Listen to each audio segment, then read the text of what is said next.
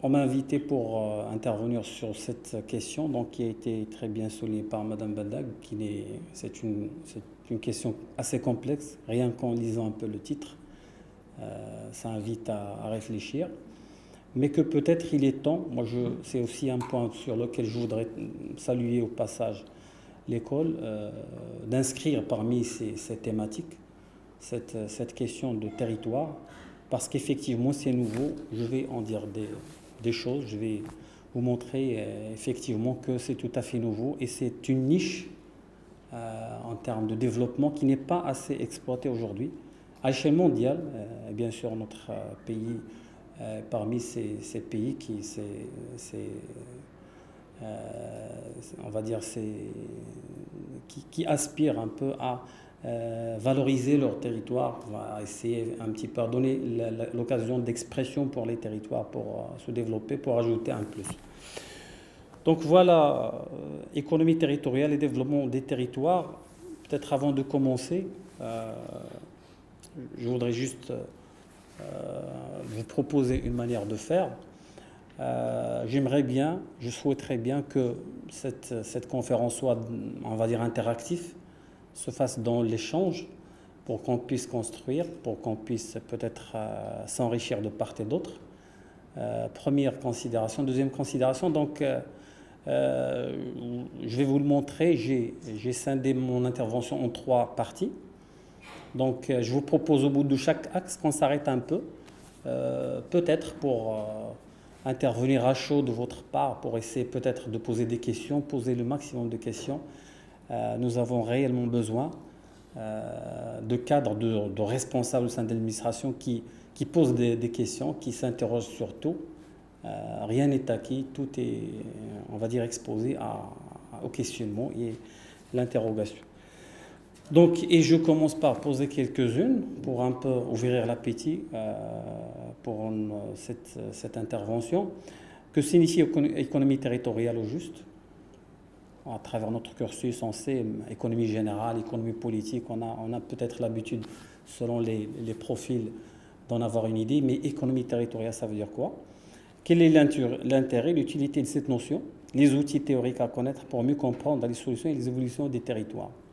On va voir cette question de la perception de la notion de territoire, comment elle est perçue aujourd'hui, quel contenu, quels enjeux pour revoir le modèle actuel, pourquoi aujourd'hui nous considérons que nous sommes contraints de changer notre mode de développement, notre modèle de développement, et avoir une idée sur les principaux modèles de pensée. Il y a des courants aujourd'hui, vous êtes dans un cycle académique, c'est bien d'avoir une idée. Peut-être ni l'objet ni le temps de cet après-midi ne va nous permettre de voir, de brasser un peu l'ensemble des théories, des écrits, de littérature dans ce sens, mais j'ai extrait pour vous l'essentiel. Deuxième axe, développement des territoires, acteurs et démarches, justement. On va voir un peu la démarche aujourd'hui. Quand on parle de développement des territoires, comment s'y mettre, quel est aujourd'hui, à travers ce que font les administrations qui ont cette responsabilité, qui ont cette compétence, comment ils approchent le développement des territoires. Donc on va voir les acteurs, le dialogue territorial aujourd'hui, on parle de dialogue territorial. Les étapes et la démarche, le diagnostic stratégique territorial, un moment très fort, très important, incontournable quand on parle de développement du territoire. Vision et formalisation de la stratégie, qui est également une étape fondamentale de cette démarche. Alors, dans un troisième temps, je vous propose un cas pratique d'un projet. On va sortir un peu de ces notions, définitions, les courants, etc. On va essayer de voir un projet pratique au Maroc, le cas d'Ouazzane, un projet dans lequel le ministère de l'Aménagement du Territoire a travaillé. Aujourd'hui, il est concret, mais il s'agit aujourd'hui pour vous de vous revoir un peu, de revisiter toute la démarche, tout l'historique qui a été derrière ce projet. Donc voilà, je vous propose qu'on attaque un peu cette première partie. Comme j'ai dit, au bout de laquelle on s'arrête une vingtaine, une trentaine de minutes pour échanger, peut-être pour avoir plus, enrichir de part et d'autre. Donc la perception de la notion du territoire. Donc à l'origine, il faut le dire, jusqu'à un temps très bien récent, on assimilait territoire à un objet isolé, tout à fait autonome, indépendamment de tout ce qui se fait au sein de ce territoire, indépendamment des interrelations peut-être qui existent au sein de la vie locale, indépendamment également des interrelations, des interterritorialités qui peuvent exister. Donc on considère le territoire, c'est un objet isolé qu'on peut traiter de façon autonome. Et que le développement des territoires, au pluriel, se limitait à une territorialisation. Retenez bien le mot, c'est très important. Aujourd'hui, peut-être, à travers des politiques sectorielles, des politiques publiques, on essaie de territorialiser les politiques. On fait la politique et après, on va dire, dans tel territoire, dans tel autre, voilà comment sera le développement, voilà comment on va traduire cette politique. Alors, cela veut dire quoi? Ça veut dire que c'est une simple sommation. Donc, le développement des territoires se limite à une territorialisation des territoires. Ça veut dire que le territoire il est réduit à un simple, on va dire, support des activités dans lequel on va installer des activités. Et comme on l'a dit au départ, comme l'a très bien dit notre collègue, donc le territoire, c'est des acteurs. C'est des acteurs également qui ont leur avis et qui peuvent également enrichir tout ce qui se fait au sein de leur territoire, peut-être par des politiques publiques. Donc en revanche, l'économie territoriale, et on va voir un peu son contenu, consacre le territoire avec toutes ses dimensions. Donc c'est un peu la différence entre économie territoriale et économie tout court. Donc économie politique ou économie générale. L'économie territoriale, elle considère le territoire comme un acteur à part entière. Donc comme un acteur à part entière, et donc il le consacre dans toutes ses dimensions. On en a dénombré au moins 4 dimensions dans le contenu du territoire. Il y a une dimension historique. Il y a une dimension dynamique. On va voir que le territoire il est dynamique de par ses acteurs. Il y a une dimension diversité. Donc il y a une diversité dans les territoires. Il y a une richesse. Et également, il y a une division intégration. Donc par historique, tout simplement, le territoire est le produit, c'est une première manière de définir le territoire, c'est le produit d'une histoire humaine, économique, culturelle, plusieurs composantes qui en font que le territoire n'est pas un simple substrat, n'est pas un simple support d'activité. Donc il est dynamique parce qu'il est, comme j'ai dit, acteur, il est porteur de projets. Parfois, je suis l'État, je suis des ministères, ils ont des stratégies, ils ont on va dire des politiques, mais le territoire également, il peut être porteur de projets qui est porteur et générateur de richesses et de revenus. Donc il est dynamique, nous allons voir à travers des exemples. D'ailleurs, le dernier exemple que je vais ramener, c'est des projets qui émanent des territoires, qui sont des acteurs du territoire. Donc, il est porteur avec des objectifs, avec des conflits au sein du territoire et dans une relation bien sûr permanente avec l'action publique. Troisième dimension, c'est la diversité. La diversité des territoires et leur singularité, bien sûr en cherchant à valoriser les atouts propres au territoire, on parvient à ce que chaque territoire peut contribuer, il a la capacité de contribuer au développement global des territoires. En plus, donc c'est un plus aujourd'hui qu'on peut rajouter. Et l'intégration, bien sûr, il suppose que l'ensemble des composantes économiques, sociales, culturelles, environnementales, et bien sûr avec tout ce qui est inter et intra-territorialité au sein du territoire, ils font qu'on a un territoire. Le territoire, c'est un peu tout cela. C'est toutes les composantes économiques, sociales, environnementales, historiques, humaines, patrimoniales, bien sûr. Donc, c'est une manière pour dire que le territoire, c'est beaucoup plus complexe qu'un simple espace géographique. C'est un peu la différence entre espace géographique et territoire. Quels sont les enjeux aujourd'hui pour revoir le modèle actuel? C'est une manière un peu de provoquer également la réflexion par rapport à cela. Et on l'a dit, l'économie territoriale, c'est revoir, c'est faire le développement autrement. Et c'est également revoir notre modèle. Alors, pour revoir notre modèle aujourd'hui, nous considérons, je pense, que ce n'est plus un luxe pour nous, pour dire qu'il faut changer de modèle de développement. Nous sommes contraints aujourd'hui de le changer. Au moins pour quelques considérations qui sont très importantes. Il y a tout ce qui est, on va dire, enjeux. Il y a des enjeux aujourd'hui qui sont énormes. Mais également, il y a un contexte qui est mouvant, qui est en constante mutation. Un contexte qui n'est pas derrière nous.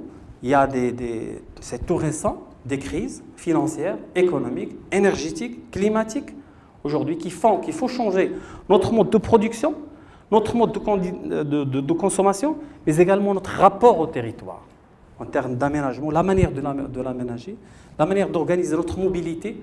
Tout cela, aujourd'hui, nous sommes contraints de le revoir. Également notre manière d'exploiter nos ressources, nous sommes contraints de le revoir parce qu'il y a des crises et qui sont toutes récentes et peut-être le risque est encore grand. Nous sommes un pays hôte d'un grand événement en matière de changement climatique et donc ça dénote de tout l'intérêt aujourd'hui que, on va dire, la société mondiale prend conscience dans une certaine mesure des risques qui sont par rapport à ce contexte dont j'ai parlé qui est mouvant. Et donc l'augmentation du PIB, ou bien ce qu'on appelle la croissance économique pour les économistes, aujourd'hui, quand on a une croissance économique, elle n'est pas significative de développement. On ne peut pas dire parce qu'on a un taux de croissance tant qu'on se développe, qu'on est en développement.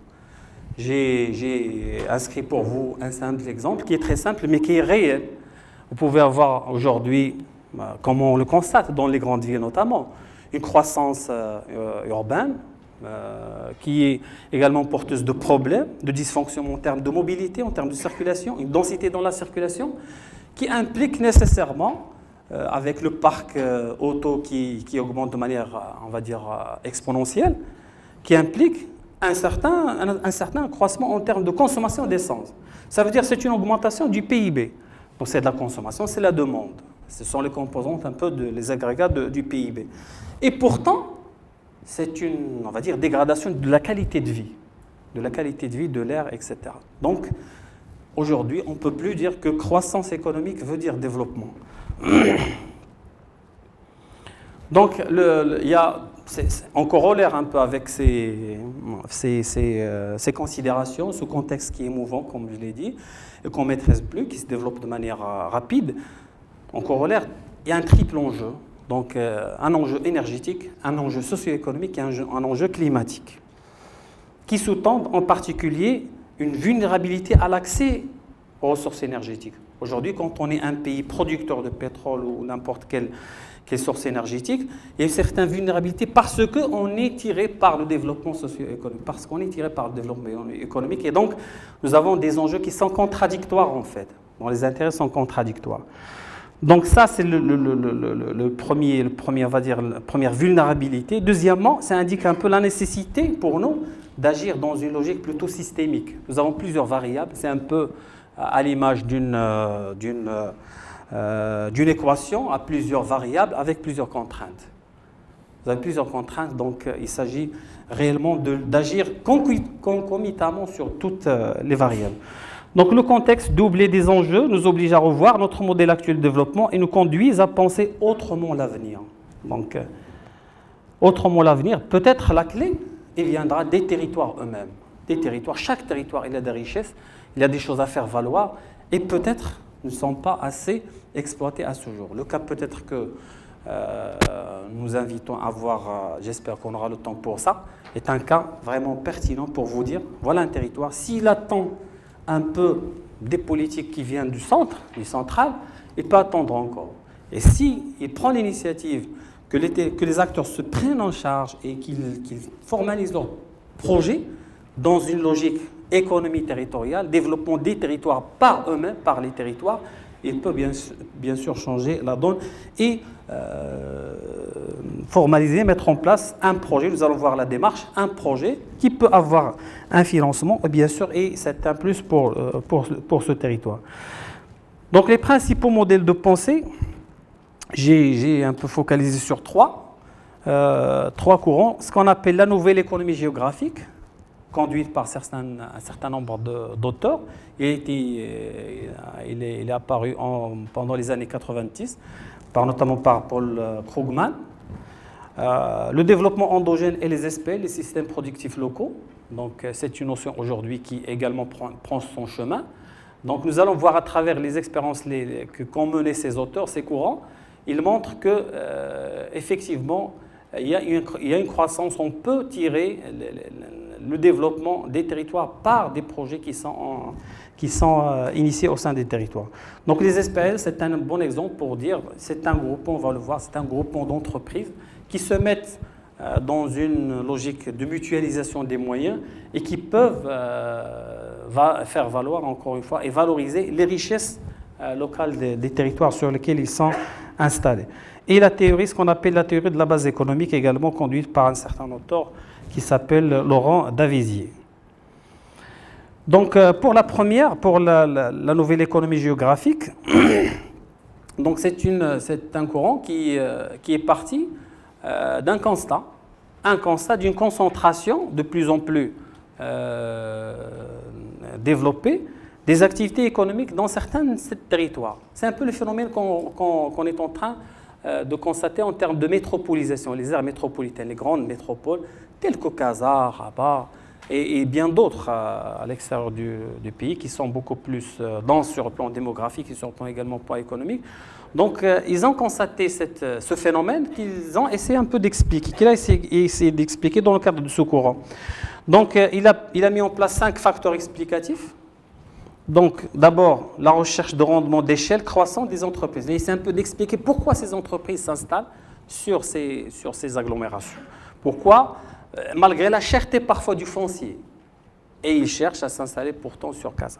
Donc, 5 facteurs. La recherche de rendement d'échelle croissant. Donc, le rendement d'échelle, c'est tout simplement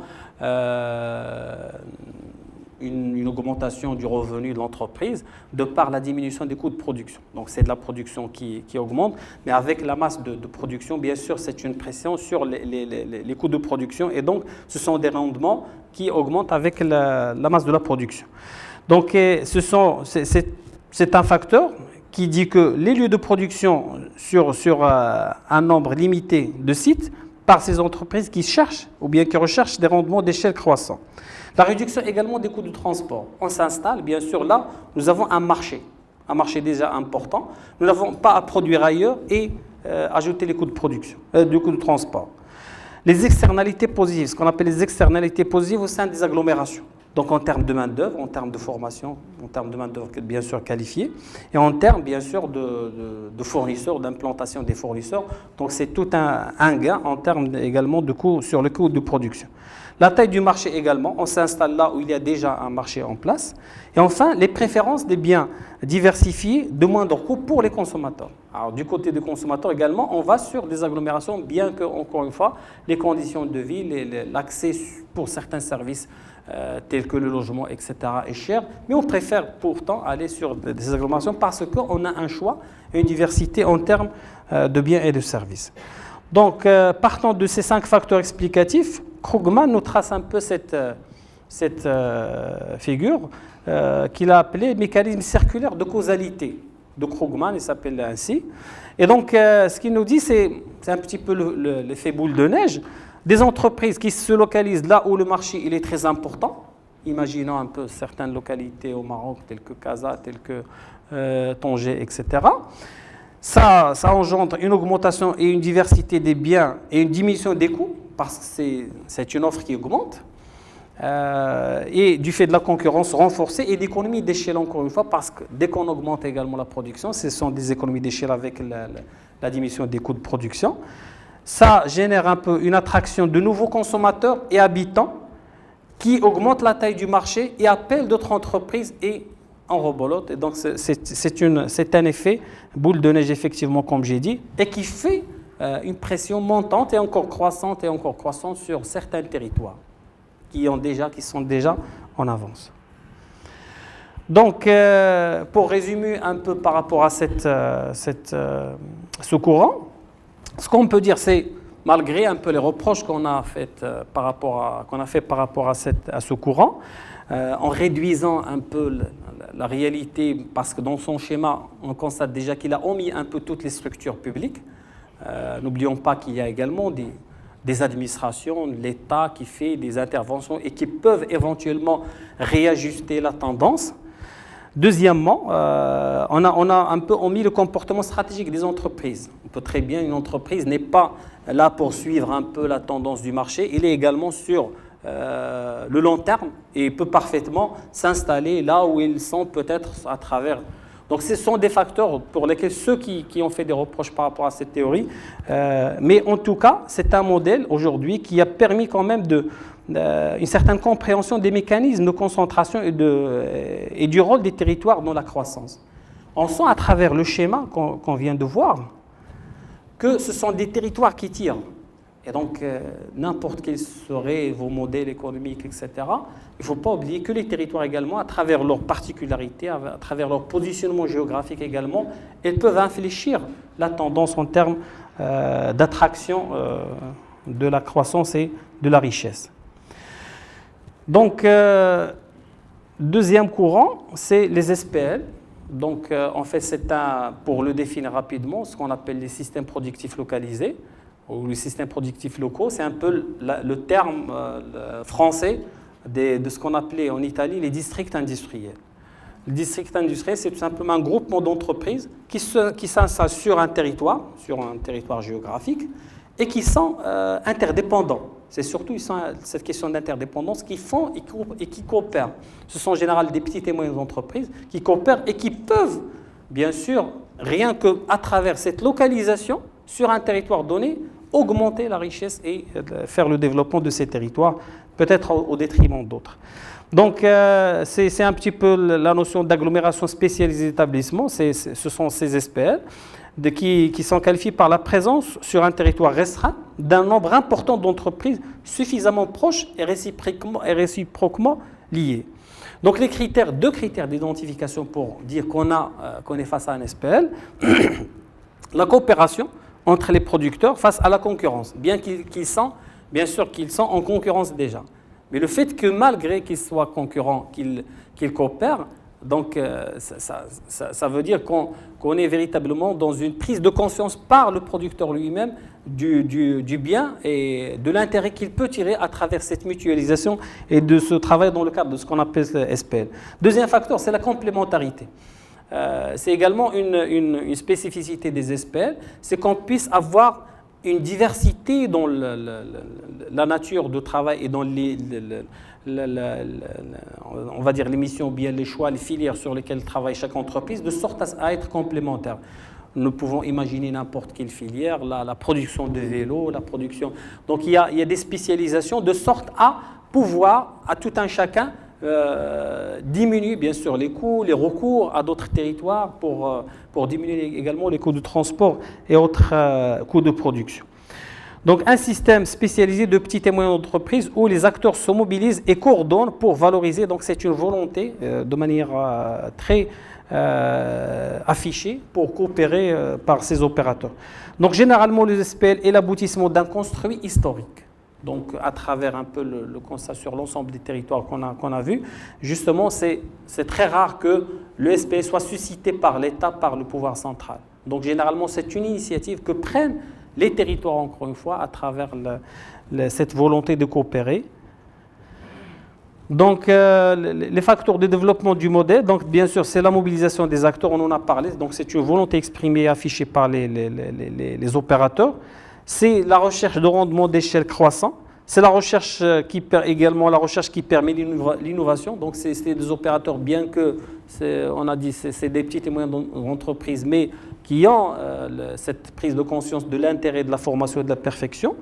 Et également une intervention publique à travers les exemples qu'on a vus. C'est également des interventions, des programmes, des politiques publiques qui se mettent pour soutenir ces initiatives d'SPL. Donc au Maroc, le ministère de l'Aménagement du Territoire a initié il y a quelques années une étude très importante des SPL à travers le Maroc. Et on a effectivement identifié sur plusieurs territoires des entreprises qui ont cette, peut-être sans en prendre conscience, sans l'appeler SPL, mais ils travaillent dans le cadre et l'esprit de SPL. Ils sont des entreprises qui sont, on va dire, concurrentes quelque part, mais qui ont pris conscience effectivement de l'intérêt et des effets de retour sur toutes ces entreprises, s'ils coopèrent bien sûr et s'ils mutualisent en termes de moyens. Oui, je vous... Alors l'exemple, je vous donne l'exemple de Casa.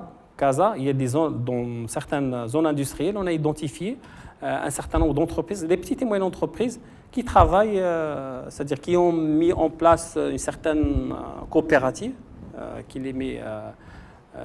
et qui ont pu effectivement gagner beaucoup sur les marchés. Ils parviennent à soumissionner ensemble sur des marchés. Pris individuellement, vous ne pouvez pas le faire.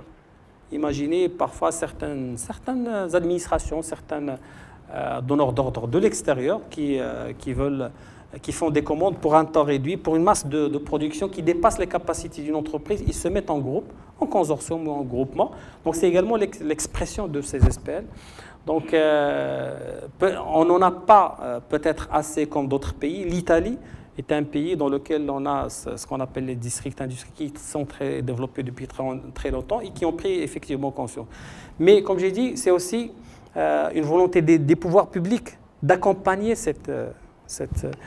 en tout cas, mais c'est un exemple pour nous. Aujourd'hui, l'objet, c'est de dire le territoire lui-même peut parfois, sans l'intervention, sans l'accompagnement de l'État, prendre l'initiative et valoriser ses richesses par certaines initiatives telles que celle-là. Donc, troisième courant, c'est ce qu'on appelle la théorie de la base économique. Donc, pour ce courant qui est conduit par un certain auteur qui s'appelle Laurent Davizier, il a tout simplement essayé d'expliquer, il a constaté une certaine divergence entre la géographie du produit intérieur brut et la géographie des revenus. Donc, il a essayé de l'expliquer. Donc, il a identifié pour ça 4 types de revenus.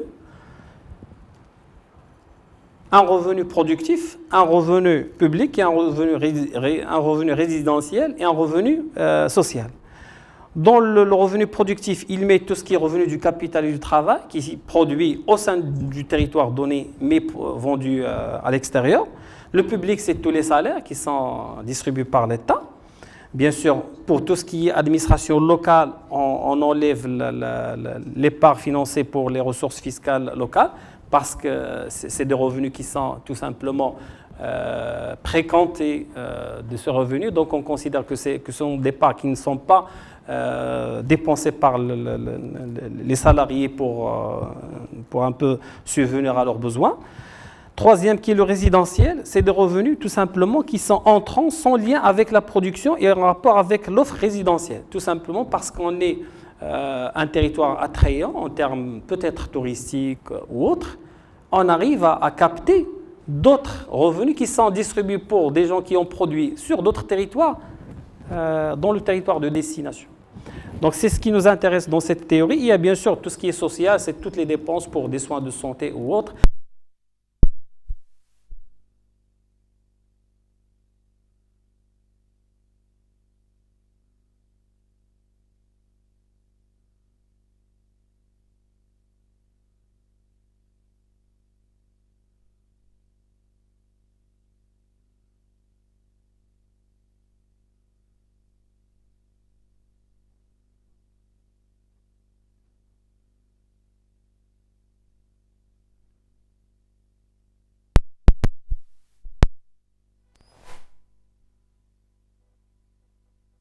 Donc le camembert n'est pas un camembert pour les statisticiens, on n'est pas sur une répartition, mais c'est juste pour dire que ces 4 composantes, on n'est pas une répartition égale. Donc ce qu'ils ont constaté, c'est qu'effectivement, il y a des territoires qui font ce qu'on appelle, ils captent d'autres revenus qui sont produits ailleurs. Parce que, comme j'ai dit, ils ont pu exercer une certaine, on va dire, un effet d'attraction sur des agents économiques d'autres territoires et qui sont venus y dépenser. Donc, cette théorie, alors, ce qu'ils ont montré, c'est le poids de l'économie productive, celle pour laquelle les entreprises se focalisent pour produire, pèse peu par rapport au poids de l'économie de la consommation. L'économie de la consommation, également, c'est tout ce qui est services, tout ce qui est loisirs, tout ce qui est tourisme. Donc, il pèse peu. Et donc, c'est celle pour laquelle les entreprises se localisent pour vendre. Nous avons constaté dans le premier modèle un peu que les entreprises, généralement, ils cherchent le marché. Ils cherchent là où, bien sûr, ils peuvent déboucher leurs produits. Le développement des territoires dépendrait non pas de la richesse qu'ils créent, c'est-à-dire la croissance locale, mais des revenus qu'ils captent aux revenus basiques comprenant la production et de leur circulation dans les territoires. Donc c'est un peu ce qu'essaie de nous montrer ce schéma, peut-être un peu difficilement, mais pour dire qu'il y a une certaine, c'est ce qui ressort un peu des sens des flèches, il y a une certaine, on va dire entre guillemets, migration des revenus. Parce que Je vous donne l'exemple juste pour illustrer. La Suisse aujourd'hui. La Suisse est un pays peut-être qui ne produit pas assez sur certains domaines. Ce n'est pas un pays industriel, mais c'est une place financière internationale de première importance. Pourquoi? Parce que c'est la sécurité des fonds, etc. Et on peut citer d'autres exemples. Et donc, c'est des territoires qui captent la production qui est faite sur d'autres territoires. Là, si on passe à une échelle internationale. Mais au sein d'un même pays, c'est un phénomène qui est très présent. Donc, c'est des exemples. Alors, on en sort avec la conclusion qu'il y a une nécessité de dépasser la vision du territoire support de croissance pour l'aborder comme territoire à même de capter la richesse produite ailleurs. C'est un peu ce qui peut conduire à infléchir les démarches économiques territoriales. Selon, bien sûr, c'est un peu l'expression de l'auteur de ces courants, Laurent Davizi. Donc le territoire n'est plus considéré uniquement comme facteur de production, mais comme le cadre de vie d'une population qui capte les revenus et affecte les dépenses, cas de certains pays européens et que représentent les États-Unis également pour les pays du Golfe. Donc c'est des pays producteurs qui ont de la richesse, de l'énergie, etc. Mais tout ce qu'ils font, il est placé ailleurs. Donc, et que peut-être les territoires qui sont origines de ces fonds n'en bénéficient que de manière très marginale. Donc c'est pour dire l'effet et la pression, l'attraction qu'exercent aujourd'hui certains territoires sur d'autres. Et là, ce sont des considérations qu'il faut, à mon avis, capter aujourd'hui pour dire que le développement des territoires, ou bien l'économie territoriale, il a tout son sens aujourd'hui en constatant un peu ces mouvements. Alors, la théorie de la base économique permet de mieux comprendre et analyser les dynamiques territoriales. Elle prend en compte le mécanisme de redistribution dont on a parlé. Elle permet ainsi au territoire de formaliser des stratégies de développement avec une approche privilégiant l'attractivité à la compétitivité, une plus grande convergence entre développement économique et développement territorial. Mais la valeur, bien sûr, ce qu'on a reproché également à ce courant, c'est que la variable résidentielle ne peut pas être seule variable explicative. Bien sûr, parce que si on n'a pas la production, on ne peut rien distribuer. Donc il faut d'abord qu'il y ait la production. Donc en tout cas, ce qu'on peut recommander à la fin de cette théorie, c'est de dire qu'il faut prendre en compte les deux. Il faut produire, mais il faut également prendre en compte la question d'attractivité des territoires. Donc en conclusion un peu de ce segment, de cette première partie, d'abord, l'économie territoriale s'appuie sur les valeurs et richesses du territoire, sur son histoire et ses acteurs. Ça, on a essayé un peu de l'expliquer, sur des interactions internes et externes, et en privilégiant la coopération à la concurrence. C'est un peu la question des SPL. Valoriser les singularités et ressources locales, développer des pratiques de coopération, favoriser de nouvelles pratiques porteuses d'innovation et de création, de réelles richesses économiques, mais aussi sociales et culturelles. L'évolution des contextes locaux et globaux, la question du développement durable impose de penser autrement le développement économique des territoires. Donc l'adaptation de l'ensemble de l'économie à la mondialisation, même si on l'a expliqué, même si on ne l'a pas nommé ainsi, on est en train d'en parler, c'est de dire que peut-être les spécificités des territoires, leurs richesses, c'est aujourd'hui ce qui peut faire la différence. Si on se demande pourquoi Marrakech continue à attirer, peut-être à prendre le dessus sur des destinations balnéaires, c'est tout simplement, la réponse est toute simple, c'est que peut-être ce qu'on peut appeler le tourisme culturel, tout ce qui est patrimoine, tout ce qu'on ne peut pas trouver ailleurs, il peut faire la différence et faire émerger des territoires, bien entendu. Donc moi je vous propose qu'on s'arrête un peu sur ces questions pour échanger un peu avec vous, une dizaine, une quinzaine de minutes, comme vous voulez, et puis on passe au deuxième axe. S'il y a des questions, s'il y a des choses sur lesquelles on peut revoir, s'il y a des enrichissements, des compléments d'informations par rapport à ça. Je sais au sein de la salle, certainement on a des économistes, on a tous les profils. On a une diversité en général. Ce que vous essayez un peu d'insinuer, c'est un peu la question de cartel, la question de coopération négative. Il y a cet effet pervers. Il y a cet effet pervers justement pour peut-être la coopération soit on va dire un handicap à la concurrence, c'est-à-dire à l'évolution normale du prix qui doit obéir à cette question d'offre et demande. Mais oui, c'est un effet secondaire qui peut exister, mais je pense, c'est un peu ce dont on a parlé, cette vision stratégique des entreprises. Nous avons besoin également d'entreprises qui vont très loin. Moi, je pense que si je suis installé en tant qu'entreprise, installé dans un pays où j'ai une certaine croissance soutenue, j'ai un secteur privé très fort, très divers, ça ne peut être que porteur de richesse globale. C'est-à-dire, ça ne peut être que porteur, même si on est installé sur la même portion géographique du territoire. Vous avez vu avec le premier modèle, l'effet boule de neige. C'est une augmentation indirecte de la taille du marché. C'est un effet sur les rendements d'échelle et sur les économies d'échelle. Et finalement, tout le monde en tire. Alors, si on reste, rappelez-vous également, on a parlé du rôle de l'État. Le rôle de l'État pour un peu, et du rôle également de la recherche.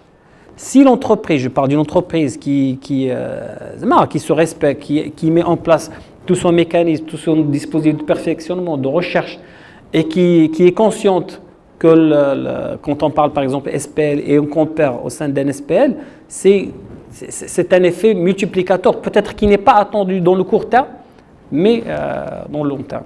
Donc la coopération, oui, peut-être dans l'immédiat, parce que c'est le paradoxe.